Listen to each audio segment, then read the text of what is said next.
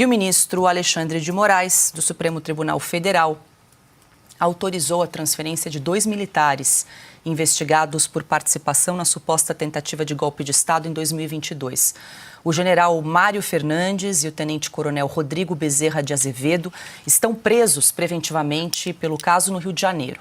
Os dois têm formação nas Forças Especiais do Exército.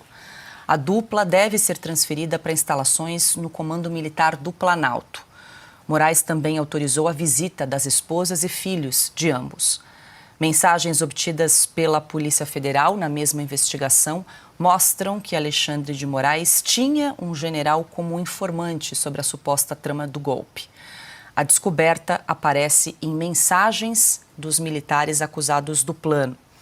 Eles apontam Valério Strum Trindade, ex-comandante militar do Sul, como leva e trás do, abre aspas, entre aspas, ovo, apelido dado ao ministro Alexandre de Moraes Piotto. Mais um desdobramento aí daquele relatório da Polícia Federal, agora em mãos da PGR, que vai decidir se denuncia ou não os 37 indiciados. Agora a gente traz então essa informação, primeiro da transferência dos 2 militares investigados nesse inquérito, que foram presos preventivamente, o que dá também para se discutir a motivação e a justificação para prender preventivamente esses militares. Olha, eu começo por esse ponto que acho que é o mais relevante. Qual é a razão de uma prisão preventiva num caso como esse, que já passou lá atrás, que eles não têm mais poder, eles não estão na ativa, sobretudo esse general que é da reserva, e que não teria condições de comandar absolutamente nada agora. Ou seja, ele não tem nenhuma possibilidade de causar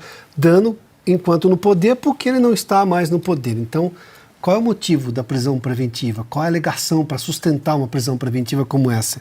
Esse é o tipo de caso que, se estivesse na primeira instância, o advogado entraria com o recurso e provavelmente o próprio juiz relaxaria a prisão. Bom, continuaria investigado, enfim, o processo iria caminhar, essa é uma outra questão. Vou ao segundo ponto. Interessante que o ministro aceitou agora essa transferência, o que é uma novidade no comportamento dele, porque raramente ele aceita esse tipo de coisa. A gente viu pedidos da Procuradoria-Geral da República para que um paciente preso do 8 de janeiro, no caso eu estou falando especialmente do Clérisio da Cunha, com laudos médicos e entendimento da PGR que deveria responder em casa, ou seja, ter tratamento médico fora da prisão e tudo mais, o ministro nem respondeu. Agora, com os militares, ele já tem um outro comportamento.